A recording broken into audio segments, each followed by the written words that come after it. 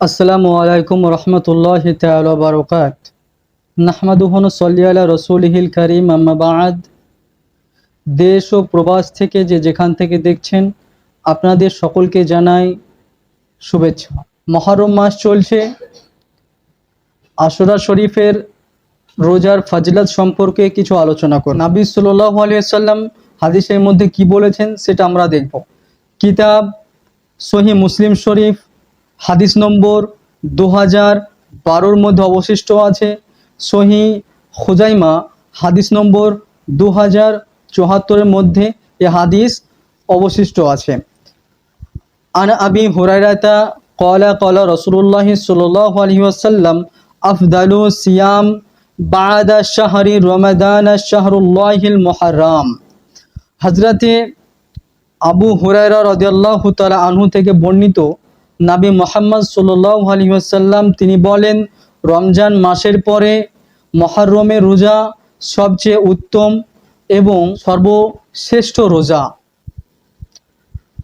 আশুরার রোজা নবী মুহাম্মদ সাল্লাল্লাহু আলাইহি ওয়াসাল্লাম 9 তারিখ এবং 10 তারিখ রাখতেন।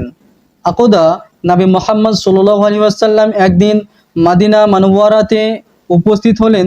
তিনি দেখলেন যে ইহুদিরা এই মুহররম মাসে রোজা রাখছেন। তখন নবী মুহাম্মদ একজন ইহুদিকে জিজ্ঞাসা করলেন যে তোমরা রোজা কেন রাখছো? তখন একজন ইহুদি তিনি বলেন যে আমরা রোজা এ কারণে রাখছি যে আজকের দিনে ফেরাউনের হাত থেকে হযরতে মুসা আলাইহিস সালাম নাজাত পেয়েছিলেন এবং ফেরাউনের কওম সমুদ্রতে ডুবে গিয়েছিল, তার জন্য আমরা রোজা রাখি। তো এর উত্তরে নবী মুহাম্মদ সাল্লাল্লাহু আলাইহি সাল্লাম কি বলছেন? বুখারী ও মুসলিমের রেফারেন্স মিশকাত শরীফ 2067 নম্বর হাদিসে তিনি রাসূলুল্লাহ সাল্লাল্লাহু আলাইহি সাল্লাম তিনি বলছেন, মান নাহনু আহাক্কু ওয়া আউলা বিমুসা মিনকুম।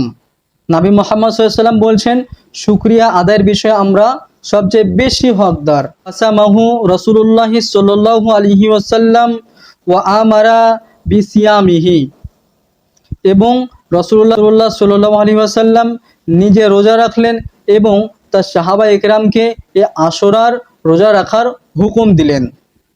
অন্য আরও হাদিসের মধ্যে এসেছে, মুসলিম শরীফ হাদিস নম্বর 2723, মিশকাত শরীফ হাদিস নম্বর 2041, নবী মুহাম্মদ সাল্লাল্লাহু আলাইহি ওয়াসাল্লাম বলেন, অন্য হাদিসের মধ্যে বলেন, ওয়া আন ইবনে আব্বাসিন ক্বাল হিনা সামা রাসূলুল্লাহ সাল্লাল্লাহু আলাইহি ওয়াসাল্লাম ইয়াউমা আশুরা ওয়া আমারা বিসিয়ামি। ইবনে আব্বাস রাদিয়াল্লাহু তাআলা আনহু হতে বর্ণিত, তিনি বলেন যে সময় রাসূলুল্লাহ সাল্লাল্লাহু আলাইহি ওয়াসাল্লাম আশুরার দিন রোজা রেখেছেন, সাহাবাগণকেও রোজা রাখার নির্দেশ দিয়েছেন। সাহাবীগণ নবী মুহাম্মদ সাল্লাল্লাহু আলাইহি ওয়াসাল্লামকে বললেন, ক্বালু ইয়া রাসূলুল্লাহ ইন্নাহু ইয়াউমা ইউআযযিমুহু ইয়াহুদা ওয়া নাসারা। সাহাবা ইকরাম আর্জ করলেন, হে আল্লাহর রাসূল, ইহুদি ও খ্রিস্টানদের নিকট খুবই গুরুত্বপূর্ণ।